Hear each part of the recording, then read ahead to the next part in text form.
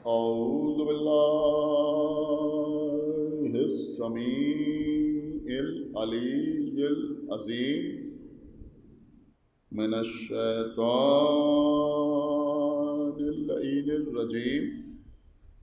بسم الله الرحمن الرحيم. الحمد لله الذي هدانا لهذا وما كنا لنهتدي لولا أن هدانا الله. لقد جاءت رسل ربنا بالحق. الصلاة والسلام على صاحب الدين والإسلام والحل والحرام والركن والمقام والصلاة والصيام والسجود والقيام والشريعة والأحكام والحجة والبرهان والمحبة والعرفان والحق والبيان والكتاب والقرآن. سيدنا ونبينا وشفينا ومولانا ومولى الثقلين جد الحسن والحسين أبي القاسم محمد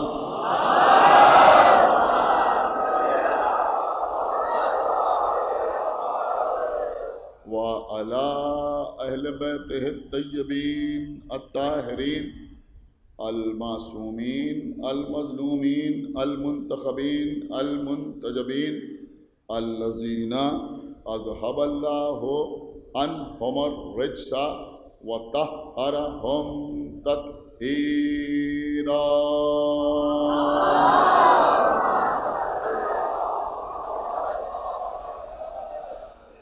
ولعنة الله على أعدائهم وقتلتهم وغاصبي حقوقهم ومنكري فضائلهم ومصائبهم أجمعين من الآن إلى يوم الدين. أما بعد فقد قال الله سبحانه تبارك وتعالى في كتابه المجيد وفرقانه الحميد وقوله الحق. بسم الله الرحمن الرحيم. يوم ندعو كل أناس بإمامهم. صلوات الله.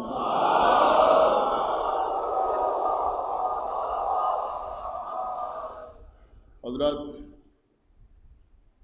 امام اور امت کے عنوان پر آپ سے گفتگو کا سلسلہ جاری و ساری ہے. مختلف باتیں امامت کے سلسلے میں نے آپ کی خدمت میں عرض کرنے کی کوشش کی.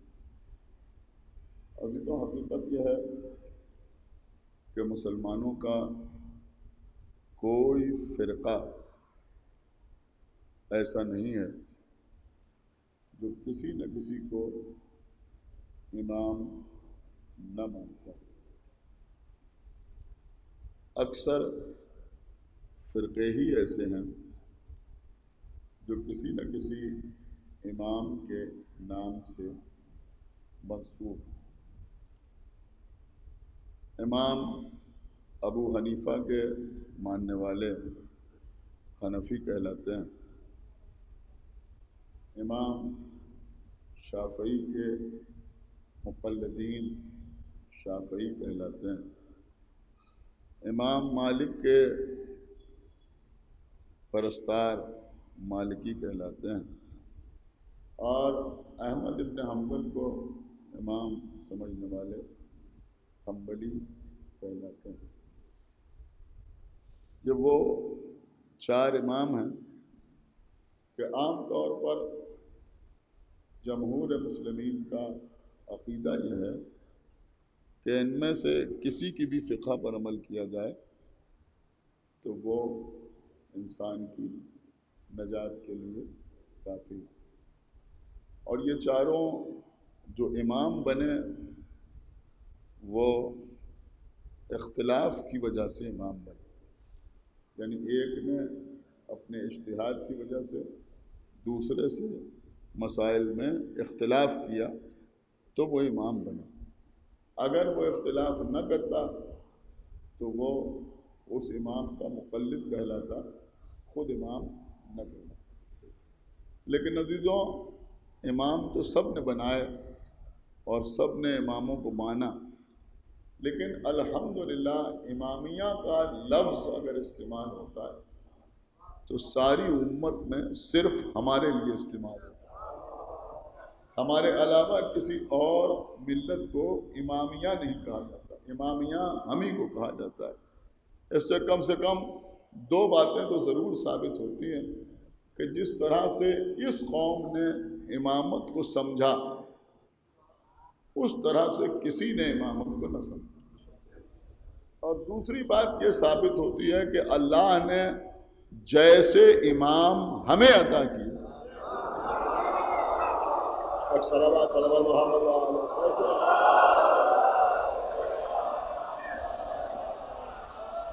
لیکن قبلہ کچھ باتیں عام طور پر بیان نہیں ہوتی اور بچوں تک پہنچتی نہیں۔ میں ایک بات آپ کی خدمت میں عرض کروں کہ امام ابو حنیفہ، امام محمد باقر اور امام جعفر صادق علیہ السلام شاگرد تھے، اس بات کو تمام لوگ مانتے ہیں، اور خود انہوں نے یہ کہا کہ اگر وہ 2 سال نہ ہوتے، یعنی جس میں انہوں نے ان اماموں سے علم حاصل کیا، تو نعمان جو ان کا نام تھا، ان نے کہا نعمان ہلاک ہو جاتا، یعنی میں ہلاک ہو جاتا اگر ان امامین کی شاگردی نہ اختیار کی ہوتی۔ یہ ساری باتیں اپنی جگہ پہ ہیں، لیکن ایک خاص بات میں یہ آپ کی خدمت میں عرض کروں کہ ہمارے اور آپ کے 7ویں امام، امام موسیٰ بن جعفر،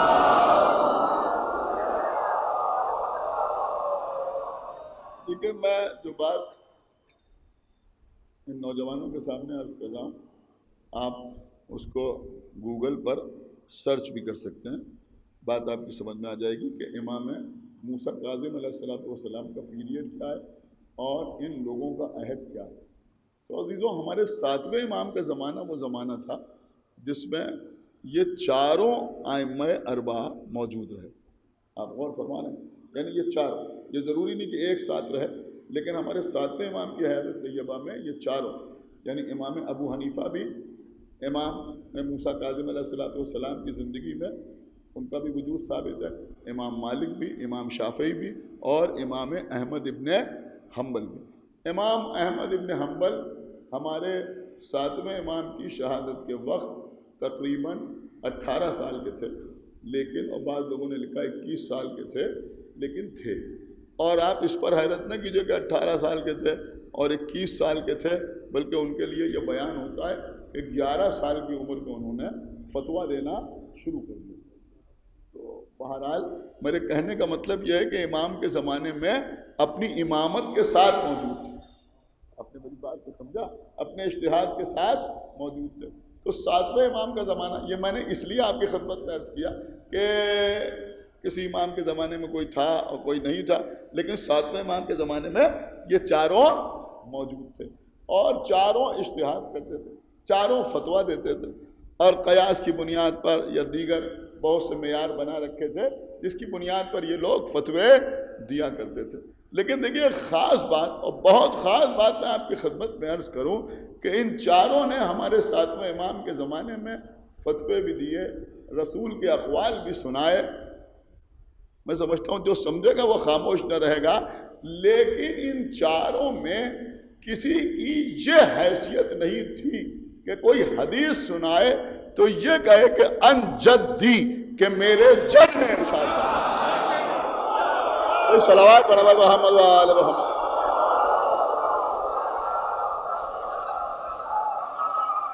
ایک صلوات اور پڑھا محمد و آل محمد، کسی کی کوئی حیثیت نہیں۔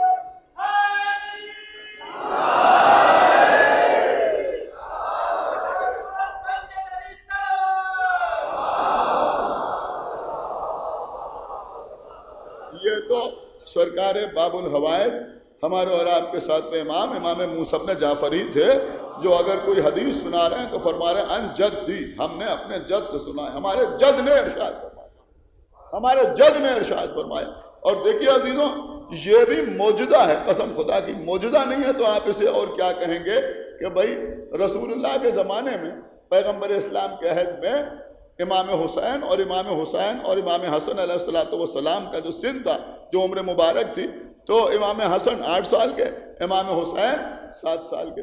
تو پیغمبر کے زمانے میں امام زین العابدین علیہ السلام تو موجود نہیں تھے، امام محمد باقر علیہ السلام تو موجود نہیں تھے، لہذا اب اگر میری بات سمجھیے جو میں عرض کر رہا ہوں، مولا علی یا بی بی زہرا یا امام حسن یا امام حسین پیغمبر کی کوئی حدیث بیان کریں اور کہیں کہ قال رسول اللہ، تو بات سمجھ میں آتی ہے کہ انہوں نے رسول اللہ سے سنا تو کہہ رہے ہیں قال رسول اللہ، ان کو راویوں کا سلسلہ بیان کرنے کی ضرورت نہیں ہے۔ لیکن صرف امام حسن اور امام حسین نہیں بلکہ ہمارے 11ویں امام تک، یا میں عرض کروں کہ ہمارے آخری امام تک، ہمارے ہر امام کو یہ اختیار ہوا کہ اگر چاہے تو راویوں کے سلسلے سے بیان کرے، لیکن جب یہ راویوں کا سلسلہ بیان کرتے ہیں تو وہ راویوں کا سلسلہ بھی ایسا نہیں ہوتا ہے جس میں کوئی اس خاندان کا ہو اور کوئی اس خاندان کا ہو، کوئی اس خاندان کا ہو۔ اگر 8ویں امام بیان بھی کرتے ہیں تو میں نے اپنے بابا سے سنا، انہوں نے اپنے بابا سے سنا، انہوں نے اپنے بابا سے سنا۔ صلوات پڑھو محمد وآلہ محمد۔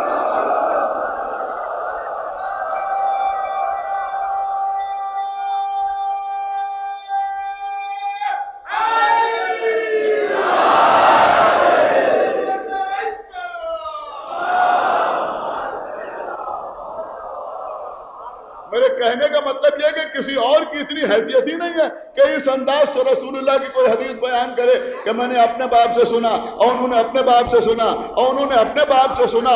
اور بہت بیدار مجمع میرے سامنے بیٹھا ہوا ہے، اما اہل بیت نے کبھی کسی صحابی یا کسی زوجہ رسول کے حوالے سے کوئی حدیث بیان ہی نہیں کی۔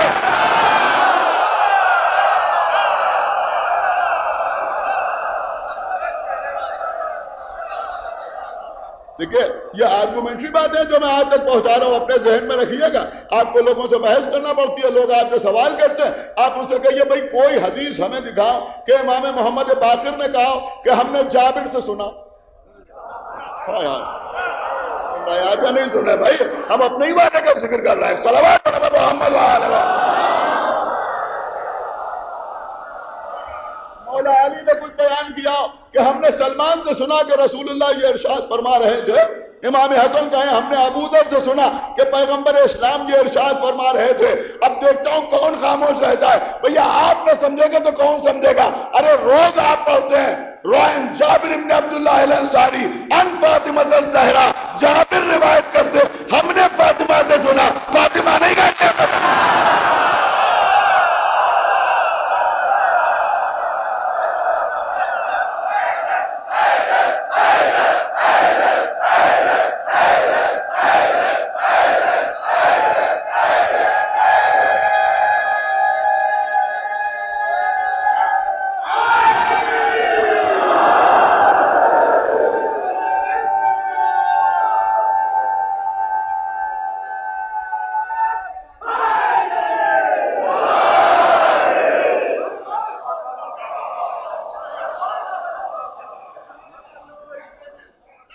دیکھیں بہت غور سے سنیے جو بات میں عرض کر رہا ہوں۔ تو عزیزوں یہاں آپ پڑھتے ہیں نا حدیث کے ان جابر بن عبداللہ الانصاری روائن فاطمہ الزہرا، جابر کہہ رہے ہیں کہ بی بی فاطمہ زہرا نے روایت کی ہے، تو اس کا مطلب یہ ہوا کہ صحابی اہل بیت کے حوالے سے روایت کرے۔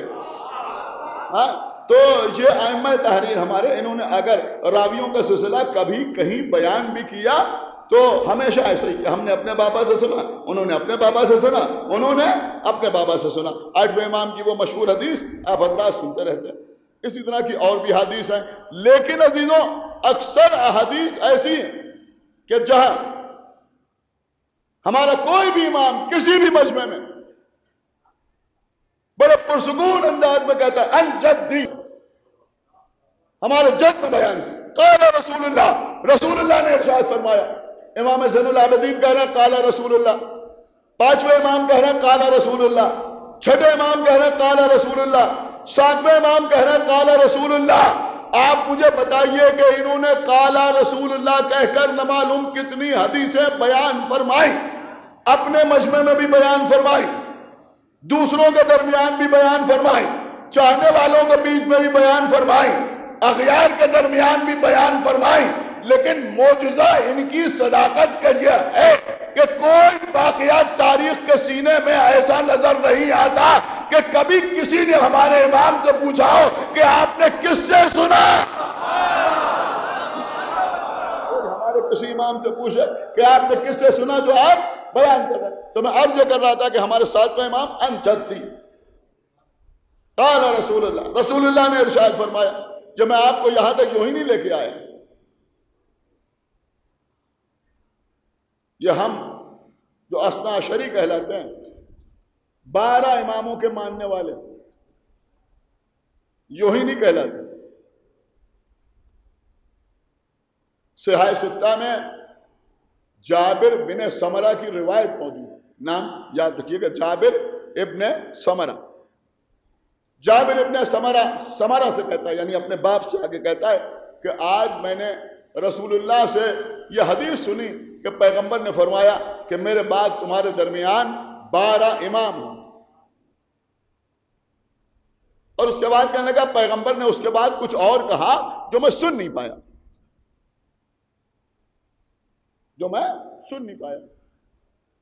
تو باپ نے کہا کہ پیغمبر نے فرمایا تھا کہ کلہم من قریش، کہ وہ سب کے سب قریش سے ہوں گے۔ حالانکہ حقیقت یہ ہے کہ پیغمبر اسلام نے فرمایا تھا کہ کلہم من اہل بیتی، وہ سب کے سب میرے اہل بیت سے ہوں گے۔ لیکن سنیے جو بات میں عرض کر رہا ہوں، وہ سب کے سب میرے اہل بیت سے ہوں گے۔ بڑی خاموشی سے آپ سننا، کہا وہ سب کے سب میرے اہل بیت سے ہوں گے، لیکن انہوں نے کہا کلہم من قریش، کہ وہ سب کے سب قریش سے ہوں گے۔ اب سنیے عزیزوں، صحیح مسلم شریف، سوائق محرقہ، سب نے تحریر کیا کہ اللہ کے رسول نے فرمایا، میں آپ کی خدمت میں عرض کر چکا ہوں کہ جب دنیا ظلم و جور سے بھر جائے گی تو اللہ اپنی آخری حجت کو ظاہر کرے گا، جو تمہارا 12واں امام ہوگا، اور وہ دنیا کو اسی طرح عدل و انصاف سے بھر دے گا جیسے وہ ظلم و جور سے بھری ہوئی ہوگی۔ اور اس کے بعد سب نے کہا کہ پیغمبر نے فرمایا کہ وہ ہم اہل بیت میں سے ہوگا، اور یہ آپ نے وہ ہم اہل بیت میں سے ہوگا۔ کیا اس مجمع کو یہ پوچھنے کا حق نہیں ہے کہ جب 12واں اہل بیت میں سے ہوگا تو پہلا ایرا غیرہ کیسے ہوگا؟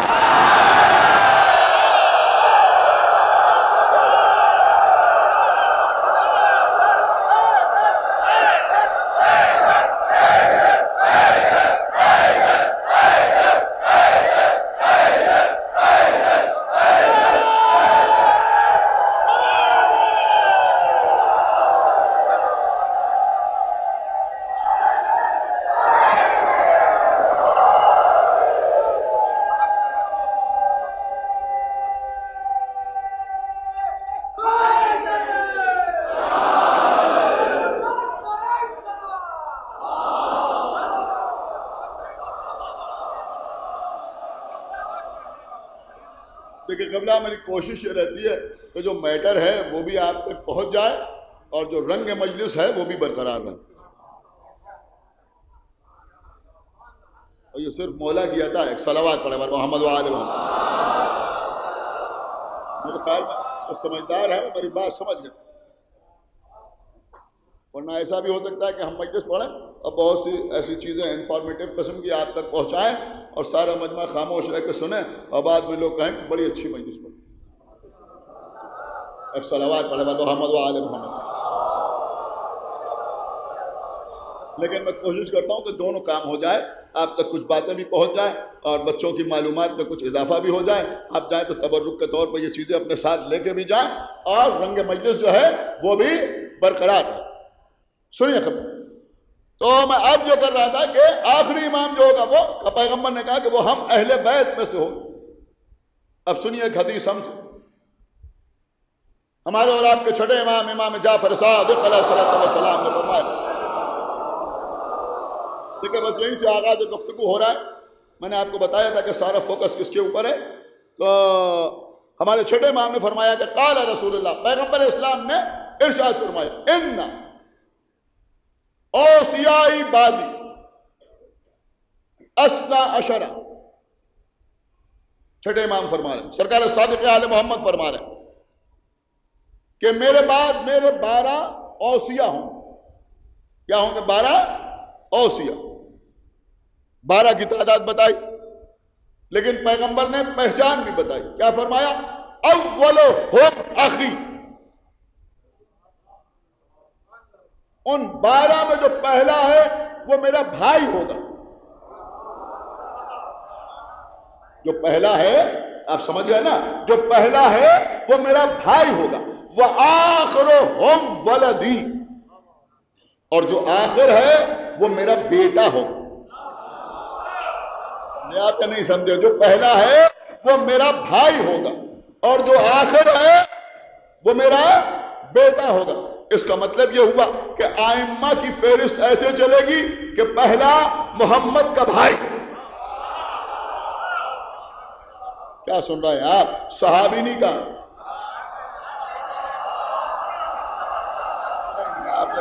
خدا کے لیے بیدار ہوئیے، صحابی نہیں کہا، خسر نہیں کہا،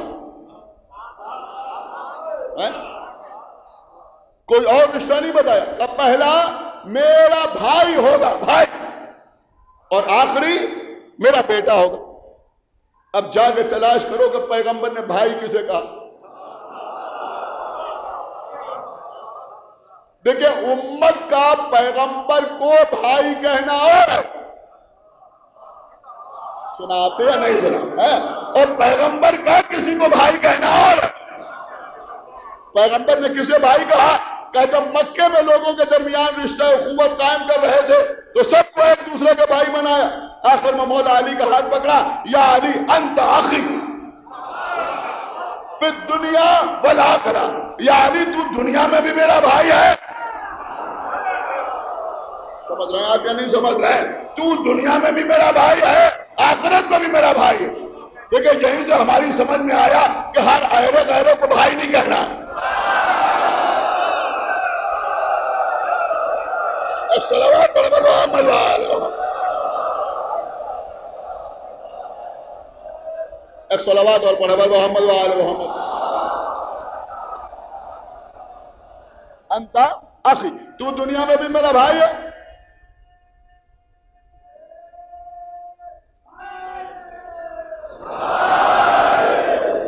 صرف یہی نہیں، بلکہ جب پیغمبر مکے سے مدینے آئے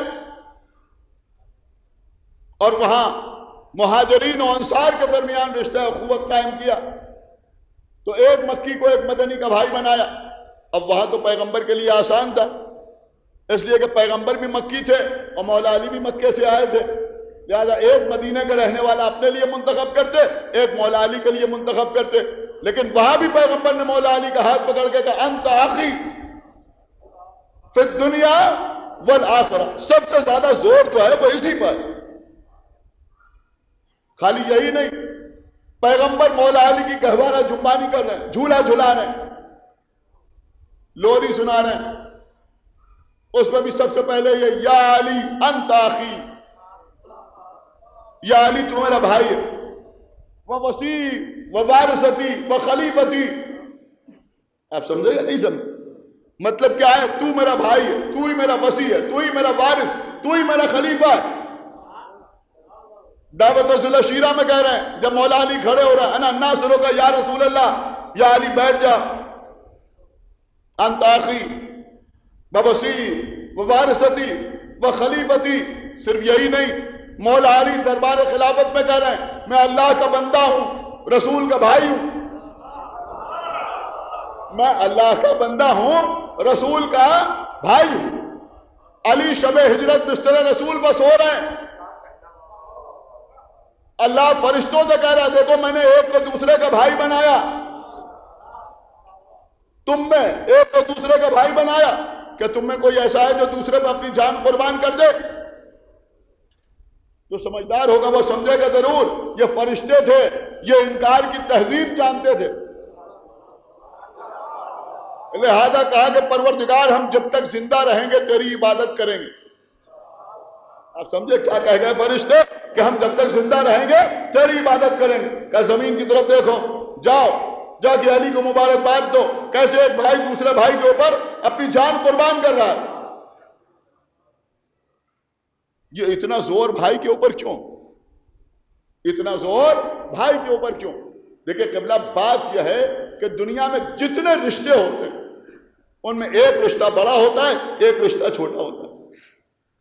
باپ کا رشتہ بڑا، بیٹے کا رشتہ چھوٹا، ماں کا رشتہ بڑا، اولاد کا رشتہ چھوٹا، چچا کا رشتہ بڑا، بھتیجے کا رشتہ چھوٹا، ماموں کا رشتہ بڑا، بھانجے کا رشتہ چھوٹا، چاہے ماموں عمر میں چھوٹا ہی کیوں نہ ہو، یعنی ایسے بھی واقعات ہوتے ہیں نا، لیکن ماموں کا رشتہ بڑا، بھانجے کا رشتہ چھوٹا، بھتیجے کا رشتہ چھوٹا، چچا کا رشتہ بڑا، لیکن بھائی بھائی کا رشتہ وہ ہوتا ہے جو برابر کا رشتہ ہوتا ہے۔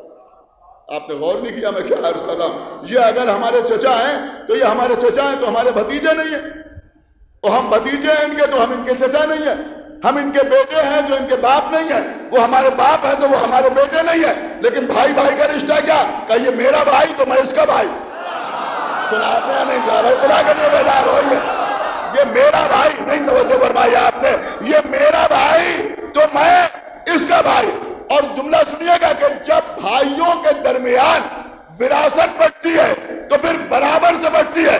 نبی نے فرمایا علی میرا بھائی، میں علی کا بھائی، اب وراثت بٹے گی تو برابر سے، مجھے نبوت ملے گی، اسے ولایت ملے گی، مجھے رسالت ملے گی، اسے امامت۔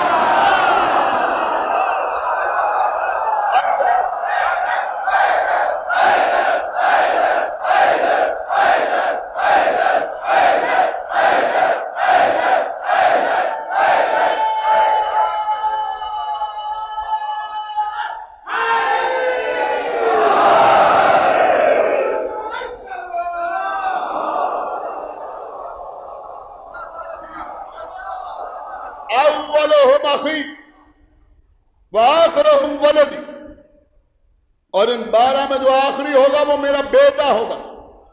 کس کا بیٹا ہوگا؟ میرا بیٹا۔ کل میں آپ کی خدمت میں عرض کر چکا کہ تمام اہل سنت کے علماء بھی اس بات کو مانتے ہیں کہ جو آخری آنے والا ہوگا وہ محمد کا بیٹا ہوگا۔ وہ کس کا بیٹا ہوگا؟ محمد کا بیٹا ہوگا۔ اب سوال یہ ہے کہ اللہ نے تو محمد کو جو بیٹے دیے وہ چھین لیے، طیب بچپنے میں گزر گئے، طاہر کا بچپنے میں انتقال ہو گیا، قاسم زندہ نہ رہے زیادہ دن، آخر میں ماریہ قبطیہ کے بطن سے ابراہیم پیدا ہوئے تو انہیں آقا حسین پر قربان کر دیا۔ اب محمد کا تو کوئی بیٹا ہی نہیں، جب بیٹا ہی نہیں تو سلسلہ آگے بڑھے گا کیسے؟ کیا سن رہے ہیں آپ؟ سلسلہ آگے بڑھے گا کیسے؟ خدا کے لیے بھائی تھوڑا بیدار ہوئیے، سلسلہ آگے بڑھے گا کیسے؟ ارے بھیا کچھ غور کرو، انبیاء نے اسی لیے تو اکثر اولاد کی دعا کی، رب حبلی من الصالحین، پروردگار تو مجھے ایک صالح بیٹا عطا کر۔ ابراہیم کیوں مانگ رہے ہیں؟ کہا اس لیے کہ میری ذریت آگے بڑھے۔ جب اللہ نے ان کو امامت عطا کی تو یہی تو کہا کہ وَمِن ذُرِّيَّتِي، پروردگار میری ذریت۔ غور نہیں کر رہا ہے آپ نے کیا عرض کرا؟ میری ذریت، جناب ابراہیم کہہ رہے ہیں میری ذریت، اور یہ کہنے کے بعد آپ غور کریں اس کے بعد جناب ابراہیم بیٹے کی دعا کر رہے ہیں، حالانکہ ابراہیم کی 2 بیویاں موجود ہیں، سارا بھی موجود ہے، ہاجرہ بھی موجود ہے، لیکن ذریت میں امامت چاہتے ہیں تو بیٹا مانگ رہے ہیں۔ کیا سن رہے ہیں آپ؟ اس کا مطلب یہ تو سمجھ میں آیا نا کہ زوجہ ذریت میں نہیں ہوتی۔ سن رہے ہیں آپ یا نہیں سن رہے؟ زوجہ ذریت میں نہیں ہوتی۔ ذریت میں کیا ہوتا ہے؟ بیٹا، بیٹے کا بیٹا، بیٹے کا بیٹا۔ میں کچھ عرض کر رہا ہوں، پیغمبر کے بیٹے تو اس دنیا سے گزر گئے، دیکھیں اب شیخی کوئی ایسا ہو جو خاموش رہے، بہت قیمتی بات میں آپ کی خدمت میں عرض کر رہا ہوں، بیٹے اس دنیا سے گزر گئے، صرف ایک بیٹی، ایک بیٹی، اس بیٹی کی اولاد ہو سکتا ہے کہ شاید اس رخ سے کبھی آپ نے نہ سنا ہو سکتا ہے کوئی کہتا کہ یہ تو پیغمبر کو خدیجہ سے اس قدر محبت تھی کہ خدیجہ کی زندگی میں دوسری شادی ہی نہیں کی، لہذا بی بی فاطمہ زہرا ایک ہی بیٹی رسول کی تھی، اگر رسول اور شادیاں کرتے، کیا سننا ہے آپ خدا کے لیے بھائی بیدار ہوئیے، تو امکان تھا کہ کوئی اور بیٹا پیدا ہوتا، اور اگر بیٹا پیدا ہوتا تو پھر اس کی اولاد آگے بڑھتی تو پھر اس کی اہمیت ہوتی، اولاد فاطمہ کی کوئی اہمیت نہ ہوتی، لہذا اللہ نے کہا پیغمبر ان کو سمجھانے کے لیے خدیجہ کے دنیا سے گزرنے کے بعد ایک نہیں، ایک کے بعد ایک، ایک کے بعد ایک، ایک کے بعد ایک۔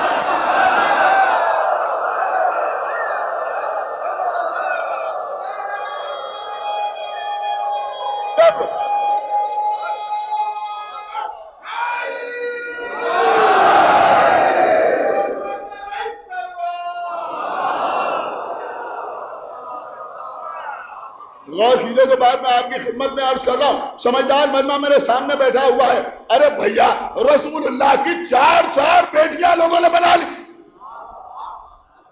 بی بی فاطمہ زہرا اکلوتی بیٹی نہیں تھی۔ کچھ لفظ بڑی ہوشیاری سے استعمال کیے جاتے ہیں، رسول کی چہیتی بیٹی، میں پیغام دے رہا ہوں چہیتی بیٹی نہ کہیے، اکلوتی بیٹی۔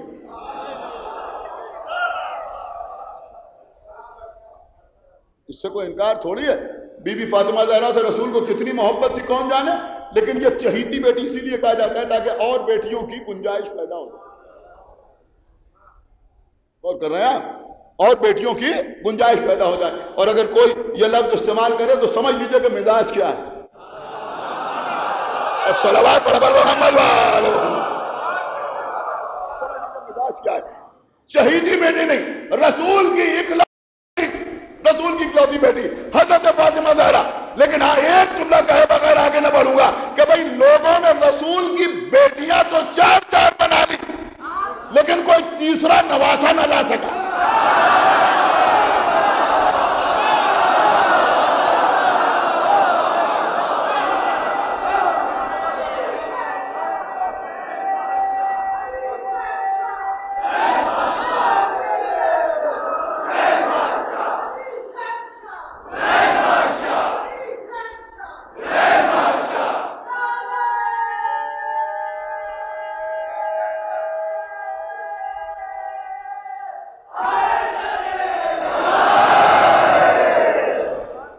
سمجھ رہا؟ تو اب نبی کہہ رہا آخرہم ولدی، اور جو آخری ہے وہ میرا بیٹا، میرا بیٹا۔ مانتے تو سب ہیں، کوئی بتائے تو وہ بیٹا کدھر سے آئے گا، وہ کس کا بیٹا ہوگا، سلسلہ کیا ہوگا، حسب و نسب کیا ہوگا، تو مجبوراً لکھنا پڑا کہ وہ فاطمہ کا بیٹا ہوگا۔ ارے بھیا اگر فاطمہ کا بیٹا ہوگا تو یا امام حسن کی اولاد ہوگا یا امام حسین کی اولاد ہوگا، اور کہاں سے آئے گا؟ تو ماننا پڑا نا کہ فاطمہ کا بیٹا ہی محمد کا بیٹا، اور یہی سب نے لکھا بھی، سب نے لکھا۔ کچھ لوگ لکھتے ہیں، دیکھیں لوگ کنفیوز ہیں بہت زیادہ، ان مجالس کا مقصد میرا یہ بھی ہے کہ امام مہدی کے سلسلے میں ہمارے کانسیپٹ ایک دم کلیئر، کوئی شک نہیں، کوئی شبہ نہیں، ہمارا کوئی عالم یہ نہیں لکھتا وہ یہ ہوں گے یا یہ ہوں گے، ایسے ہوں گے یا ایسے ہوں گے، نہیں، سب کچھ ہمیں معلوم، سب کچھ ہمارے ائمہ ہمیں بتا کے گئے، سمجھا کے گئے، ایک ایک چیز بتا کے گئے، وہ بیٹا ہوگا۔ اب لوگوں کا عالم کیا ہے، انہوں نے کہا کہ وہ امام حسن کی اولاد میں ہوں گے یا امام حسین کی اولاد میں ہوں گے، ہاں امام حسن کی اولاد میں ہوں گے یا امام حسن کی اولاد میں ہوں گے۔ دیکھیں ایک بات اس وقت میرا دل چاہ رہا ہے کہ میں کلیئر کر دوں، اور پتہ نہیں کیوں جب کوئی کہتا ہے تو ایک ٹیس اٹھتی ہے اور مجھے بالکل اچھا نہیں لگتا، بالکل اچھا نہیں لگتا جب کوئی یہ کہتا ہے کہ امامت نسل امام حسین میں چلی، نسل امام حسن میں نہیں چلی۔ تو بہرحال رسول اللہ نے دونوں کو جوانان جنت کا سردار بنایا تھا، لہذا میں سمجھتا ہوں معرفت نہ رکھنے والے یہ باتیں کرتے ہیں، جن کو معرفت نہیں ملتی۔ دیکھیں آپ میری طرف دیکھیں، ایک صلوات محمد محمد کیا بنا، مکمل طور پر متوجہ ہو جائیں۔ اور میں سمجھ رہا ہوں ہو سکتا ہے اس نقطے پر، اس گوشے پر کوئی داد نہ ملے، لیکن کیونکہ مجلس ریکارڈ ہو رہی ہے، اور اگر داد ملی تو یہ میں سمجھتا ہوں کہ داد میری خطابت کی داد نہیں ہوگی، آپ کی سماعت کی داد ہوگی کہ آپ کس طرح مجلس سنتے ہیں اور کس لیول سے آپ مجلس سنتے ہیں۔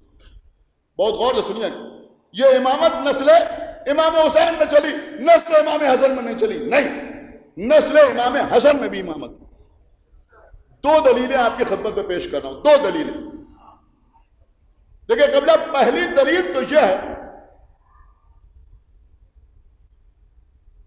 کہ امام حسین کا بیٹا امام زین العابدین علیہ السلام اور امام حسن کی بیٹی جناب فاطمہ بنت حسن، سن رہا یہ مجمع ہے، دونوں کا حق ہوا، دونوں کا حق ہوا۔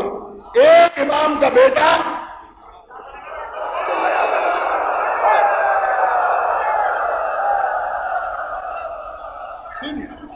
اور ایک امام کی بیٹی۔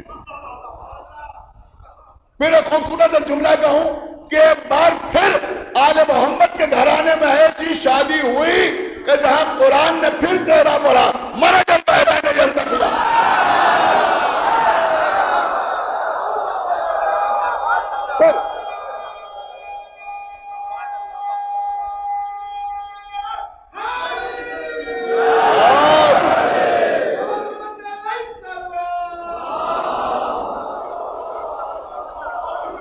سن رہا ہے مجمع یا نہیں سن رہا؟ بھائی خدا کے لیے بیدار ہوئیے۔ اب امام محمد باقر علیہ السلام دنیا میں تشریف لائے تو یہ ہمارے پانچویں امام کون ہیں؟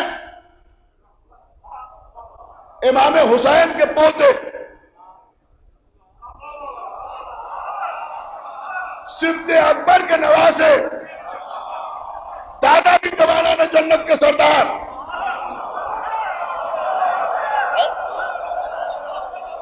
نانا بھی جوانان جنت کے سردار، ددھیالی جائیداد کا نام بھی جنت۔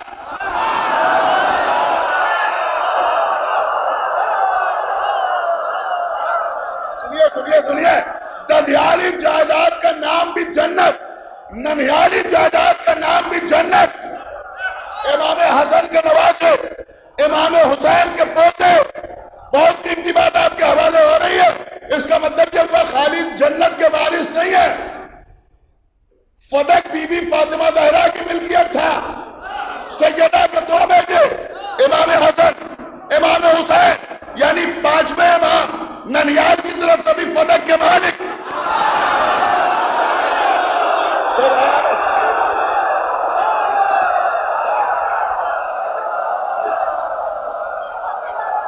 اور ننیال کی طرف سے بھی فدق کے مالک، فدق کے مالک، فدق کے مالک۔ ہم سے آ کے پوچھتے ہو، ہم سے آ کے پوچھتے ہو علی نے فدق واپس کیوں لیا؟ ہم تم سے پوچھتے ہیں عمر ابن عبدالعزیز نے محمد باقر کو فدق واپس کیوں کیا؟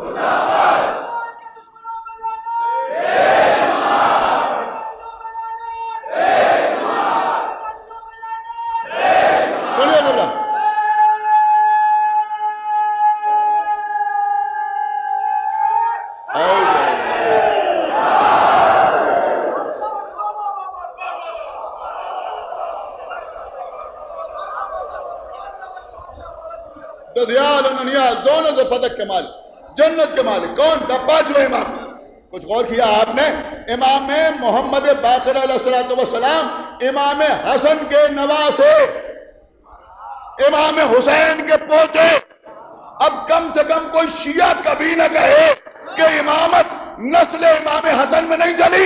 حسن کی نسل میں امامت ویسے ہی ہے جیسے محمد کی نسل میں امامت ہے.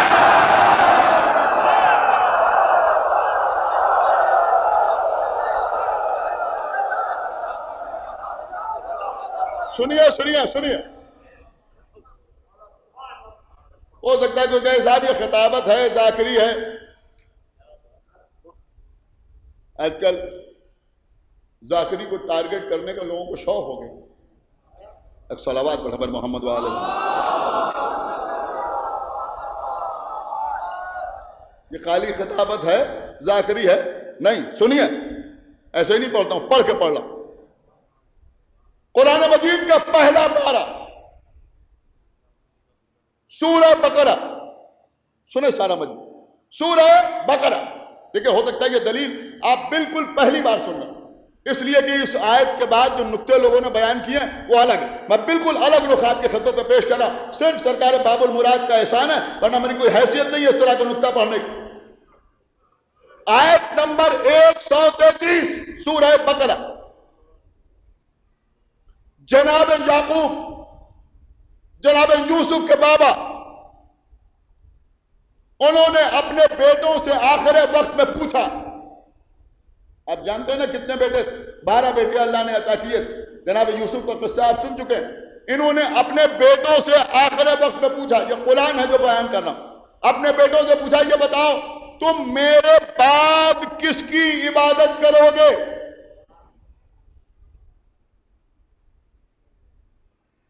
تو یعقوب کے بیٹوں نے، یوسف سمیت جو نبی تھے، جو معصوم تھے،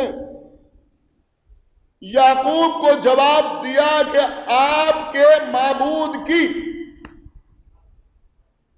آپ کے معبود کی اور آپ کے باپ دادا، آپ کے، جناب یعقوب سے کہا آپ کے آبا و اجداد، یعنی آپ کے باپ دادا. پھر 3 نام لیے، ابراہیم، اسماعیل اور اسحاق کے. خدا کے لیے بہت توجہ کے ساتھ سنیے گا کہ خدا واحد کی پرستش کریں گے. کیا سنا اس مجمع نے؟ دیکھیں پوری آیت کا ترجمہ میں نے آپ کی خدمت میں پیش کر دیا. اس میں ایک بات آپ کی سمجھ میں آئی نہیں؟ میں تھوڑی سی وضاحت کر دوں تاکہ بچوں کی سمجھ میں آ جائے. دیکھیں جناب ابراہیم کے 2 بیٹے، ایک کا نام اسماعیل، ایک کا نام اسحاق. اسحاق کے بیٹے تھے یعقوب جو اسرائیل کہلاتے ہیں. یعقوب کے یہ 12 بیٹے تھے. اسماعیل کی اولاد الگ ہے، وہ سلسلہ بالکل الگ ہے. یہ بیٹے اسماعیل کی اولاد میں نہیں ہیں، یہ اسحاق کی اولاد ہے. لیکن قرآن کیا کہہ رہا ہے کہ انہوں نے کہا کہ آپ کے باپ دادا، آپ کے آبا و اجداد ابراہیم، اسماعیل اور اسحاق. کیا اس سے یہ ثابت نہیں ہوتا کہ قرآن کی زبان میں چچا کو بھی باپ کہا جاتا ہے؟ آپ نے غور ہی نہیں کیا میں کیا عرض کر گیا؟ قرآن کی زبان میں، خدا کے لیے بھائی تھوڑا بیدار ہوئیے، قرآن کی زبان میں چچا کو بھی باپ کہا جاتا ہے. اس لیے کہ انہوں نے اسماعیل کو باپ دادا میں شامل کیا. نہیں غور کیا آپ نے؟ بڑی آسانی سے سن لیا. اسماعیل کو باپ دادا میں شامل کیا. ارے بھائی اسحاق کی اولاد یعقوب تھے، اسماعیل کی اولاد یعقوب نہیں تھے. لیکن یہ کہنا ہے اسماعیل اور اسحاق، اس کا مطلب یہ ہوا کہ اسماعیل کو بھی یعقوب کا باپ قرار دیا اور اسحاق کو بھی یعقوب کا باپ قرار دیا. تو بھیا جب یعقوب کے باپ اسماعیل ہو سکتے ہیں تو زین العابدین کے باپ امام حسن.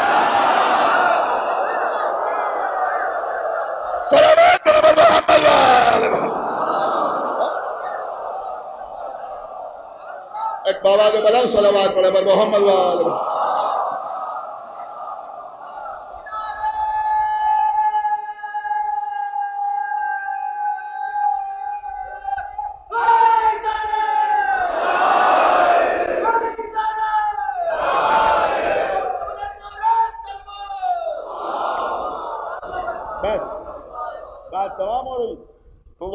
آنے والا جو آئے گا تو وہ حسنی بھی ہوگا حسینی بھی ہوگا، حسنی بھی ہوگا اور حسینی بھی ہوگا۔ آپ نے غور کیا عزیزوں، باقاعدہ تعارف ہوا، باقاعدہ تعارف۔ کسی شخص نے ہمارے 5ویں امام محمد باقر علیہ السلام سے پوچھا کہ یہ آخری امام کو قائم کیوں کہا جاتا ہے؟ دیکھیے آپ کا نامی اس پہ گرامی انشاءاللہ پھر اس کے اوپر کسی دن گفتگو ہوگی، لیکن آپ کے بہت سے القاب ہیں، اس پہ ایک لقب جو بہت زیادہ مشہور ہے سرکار قائم، آپ سر جھکا کے کہتے ہیں۔ تو پوچھا کسی نے کہ آپ کو قائم کیوں کہا جاتا ہے؟ تو ہمارے 5ویں امام نے جواب دیا کہ جب روز قیام، روز عاشورہ، کربلا کے میدان میں زہرا کا لال، نبی کا نواسا، علی و فاطمہ کا لخت جگر حسین 3 دن کے بھوکے پیاسے شہید ہو گئے۔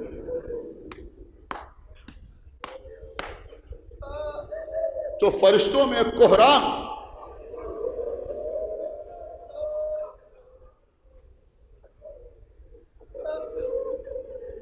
ملائکہ نے ہاتھ جوڑے اور ہاتھ جوڑ کے کہا کہ پروردگار، کیا تو قاتلان حسین کو ایسے ہی چھوڑ دے گا؟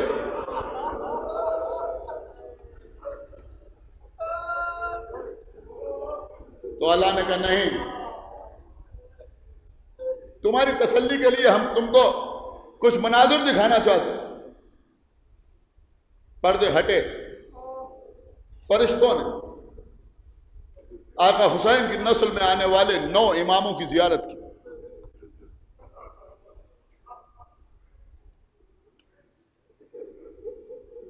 امام زین العابدین، امام محمد باقر، امام جعفر صادق، امام موسیٰ کاظم، تمام ائمہ سامنے۔ عزیزوں فرشتوں نے دیکھا کہ سارے ائمہ، دیکھیے یہ آپ کے 5ویں امام کا قول ہے کہ میں آپ کی خدمت میں پیش کر رہا ہوں کہ انہوں نے دیکھا فرشتوں نے کہ سارے ائمہ سجدے میں، سب کے سب سجدے میں، لیکن ایک امام قیام کی حالت میں کھڑے ہو۔ تو کسی ملک نے سوال کیا کہ پروردگار، یہ تمام ائمہ سجدے کے عالم میں ہیں، لیکن یہ کون امام ہے جو قیام کی حالت میں؟ تو اللہ نے کہا یہ وہ ہے جس کے وسیلے سے، جس کے ذریعے سے میں قاتلان حسین سے انتقام لوں۔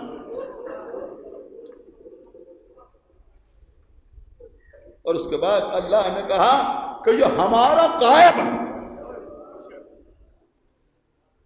امام نے فرمایا اس لیے آخری آنے والے کو قائم کہا جاتا ہے۔ ہاں عزیزوں، انتقام اور خون حسین کا انتقام تفسیر طلب موضوع ہے یہ بھی۔ ہاں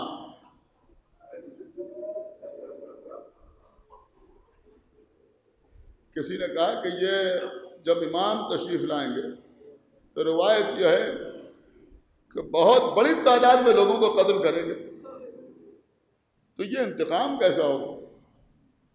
وہ تو ایسے لوگوں کو قتل کریں گے جو کربلا کے میدان میں موجود بھی نہ تھے۔ لیکن مختار نے بھی قاتلان حسین سے انتقام لیا نا، وہاں تو گرفتار کر کر کے لائے جا رہے تھے، یہ خولی ہے، یہ شمر ہے، یہ عمر سعد ہے۔ اب لوگ کہتے ہیں جب انتقام ہو گیا تو اب کیسا انتقام؟ ہمارے امام نے جواب دیا کہ نہیں، انتقام مکمل نہیں ہوا، یہ تو وہ قتل کیے گئے کہ جو کربلا میں موجود تھے۔ اب قیامت تک آنے والے وہ تمام لوگ کہ جو قتل حسین پر راضی ہیں، یا جو لوگ ان افراد کی یعنی قاتلان حسین کی حمایت کرتے ہیں، ان کا شمار بھی قاتلان حسین میں۔ اور جب آخری آنے والا آئے گا تو ان سب سے انتقام لیا جائے گا۔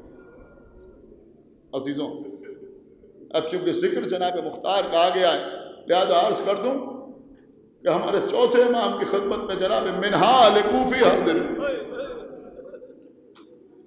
کا منہال تم کوفے سے آ رہے ہو،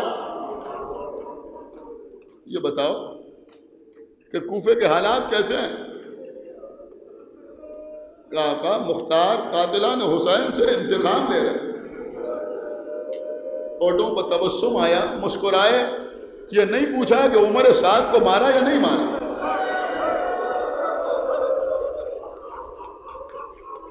شمر کو واصل جہنم کیا یا نہیں کیا؟ حکیم بن طفیل مارا گیا یا نہیں مارا گیا؟ بلکہ پوچھا یہ بتاؤ کہ ہرملہ بھی مارا گیا یا نہیں مارا گیا؟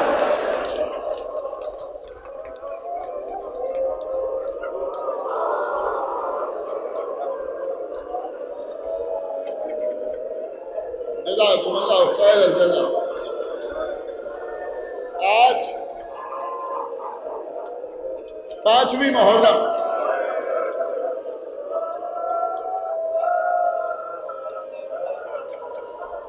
ابھی آپ 6 مہینے کے بچے کے گہوارے کی زیارت کریں،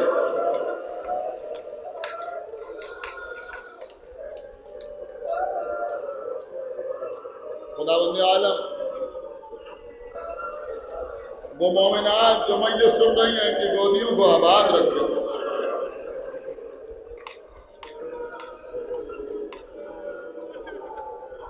یہ عزاداروں کے بچے سلامت رہیں، ان کے سروں پر ان کے ماں باپ کا سایہ برقرار رہے، ان عزاداروں کی گودیاں بھری رہیں، ام رباب کی گود اجڑ گئی۔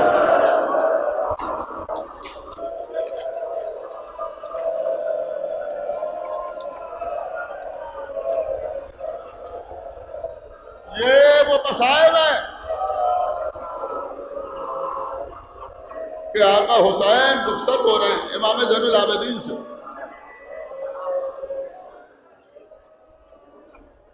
بیٹا سید سجاد جب قید شام سے چھوٹ کے مدینے جانا تو ہمارے شیعوں کو ہمارا سلام کہہ دینا۔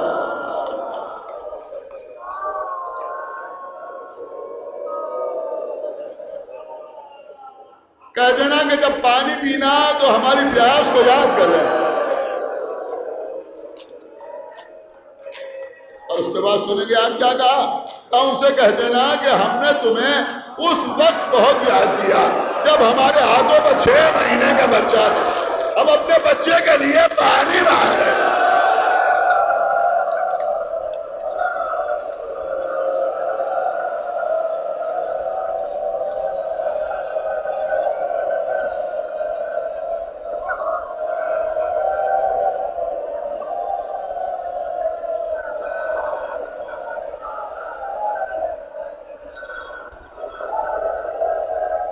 باب الحوائج مجھے پڑھنے کی قوت عطا کرے۔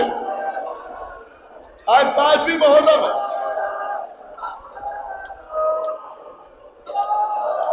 ایک عرصے سے امام باڑے میں آج مخصوص یہ مسائل آپ سنتے ہیں، آج لوگ خصوصیت کے ساتھ سنتے ہیں، امام باڑے میں آج 6 مہینے کے بچے کے مسائل پڑھے جائیں۔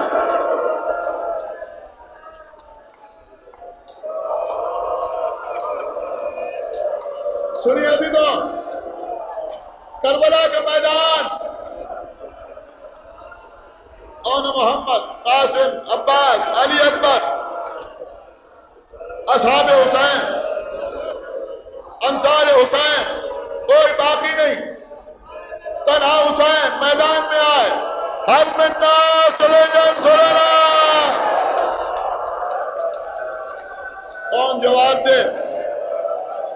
کبھی ہوئی گردنوں سے آواز آ رہی ہے، لبیک لبیک یا ابن رسول اللہ، لبیک۔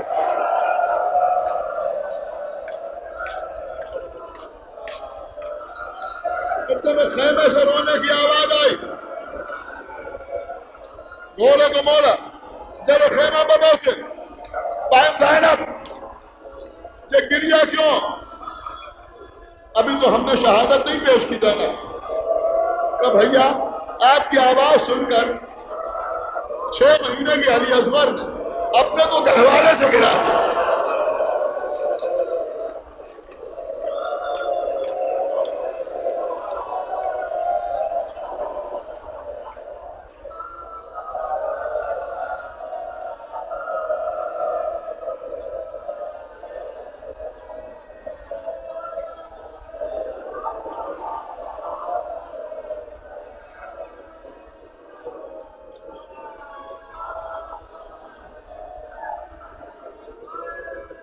عزیزوں پڑھا نہیں جا رہا ہے لیکن پڑھ دوں، خدا جانے زندگی رہے نہ رہے۔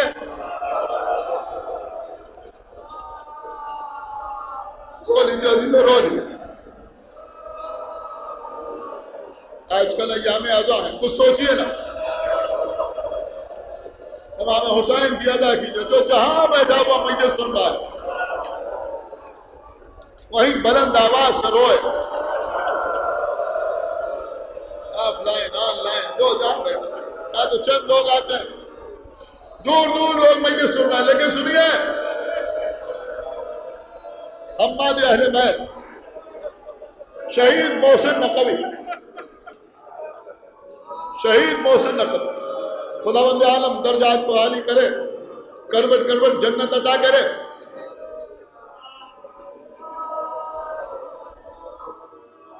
عجیب جملہ پڑھتے تھے، وہ پڑھتے تھے کہ اگر کسی مچھلی کو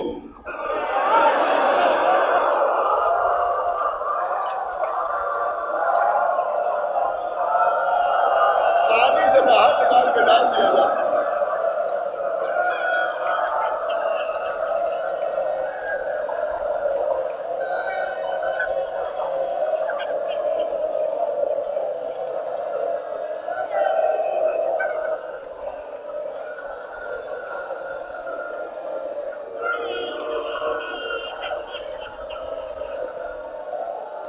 تو جہاں تک چاہیں گے وہاں تک نہ پڑھو۔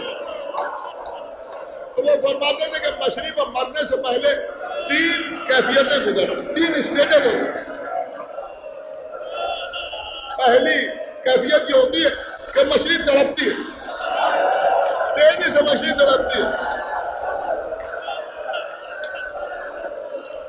تڑپتے تڑپتے تڑپتے تڑپتے مچھلی کی قوت کم ہو جاتی ہے، اب وہ اتنی تیزی سے تڑپ نہیں پاتی۔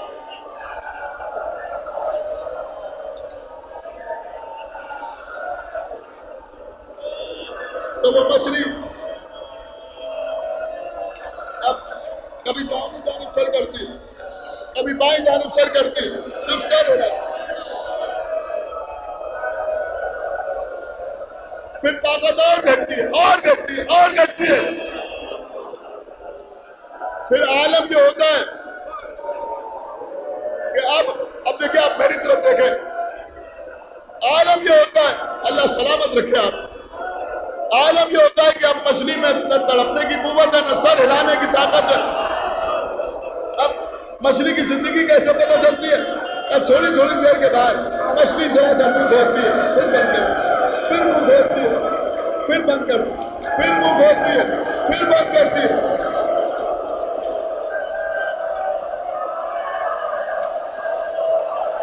ارے کربلا ہمارا باپ کا بچہ،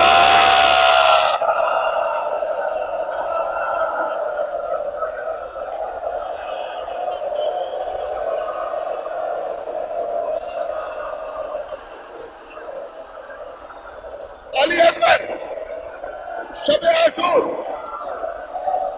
علامہ نجم الحسن قرار بھی لکھتے ہیں۔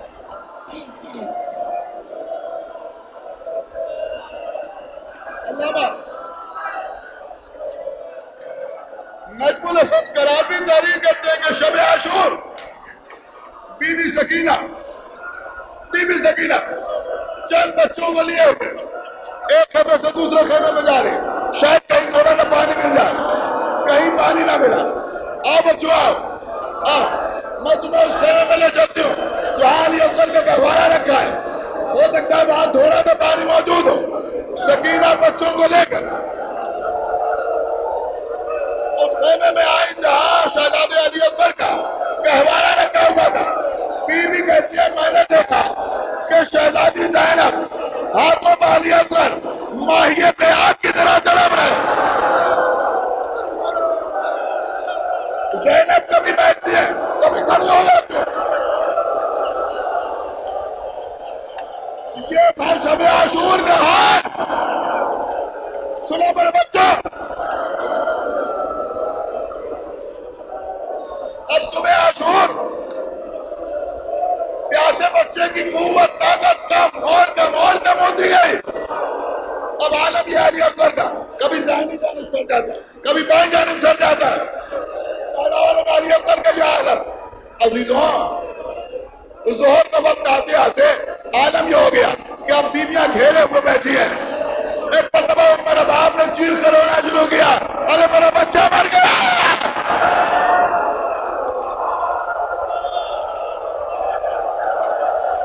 چاروں طرف بیویاں ہمارے تو گھیرے میں. بی بی زینب نے کہا رباب اور سے دیکھو, ابھی افغان نے منہ کھولا, افغان نے منہ کھولا, پھر بند کیا. اب عزیزوں کا بچہ زہر سے اس عالم میں آئے, تڑپ رہا ہے, نہ سر ہلا رہا ہے, خالی تھوڑی تھوڑی دیر بعد منہ کھولتے ہیں, بند کرتے ہیں. جب حسین کی آواز آئی, ابھی اکبر نے اپنے کو کعبے میں گرا دیا.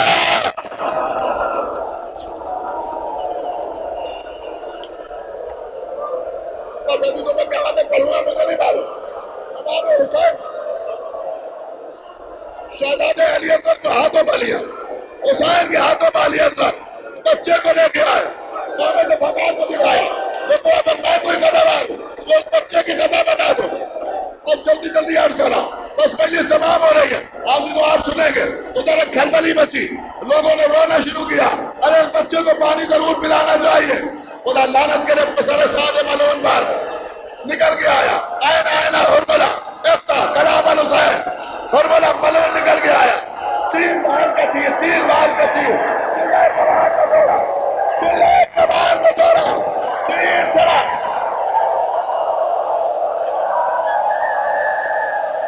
تیر چلا.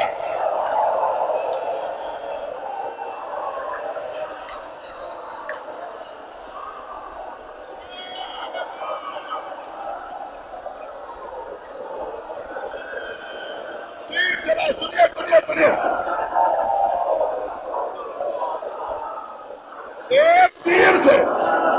ایک تیر سے زخمی 2 ہوئے. ایک تیر سے زخمی 2 ہوئے. گردن صغیر بازوئے میں